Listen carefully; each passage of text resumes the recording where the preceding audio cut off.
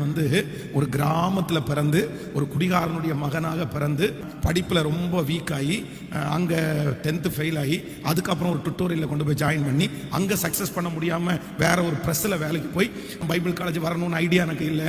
என்னிடத்தில் நேரடியாக என்னுடைய வார்த்தை எனக்கு பேசப்பட்டது மாதிரி தெரியல.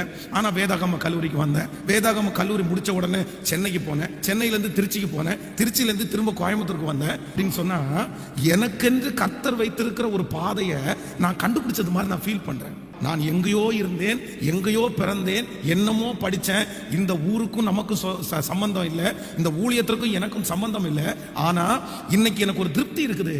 நான் எங்கு பிறந்தாலும் என் ஆண்டவர் என்ன பண்ணியிருக்கிறாருன்னா என்னை சரியான பாதையில கொண்டு வந்து நிறுத்தி இருக்கிறாரு. இந்த பாதையை நானா கண்டுபிடிச்சேன்னு நான் சொல்ல முடியாது. கண்டிப்பா நான் கண்டுபிடிக்கல. ஆண்டவரே என்ன பண்ணினார் அப்படின்னா இந்த பாதையை கண்டுபிடிக்கிறதற்காக கர்த்தர் உதவி செய்தார்.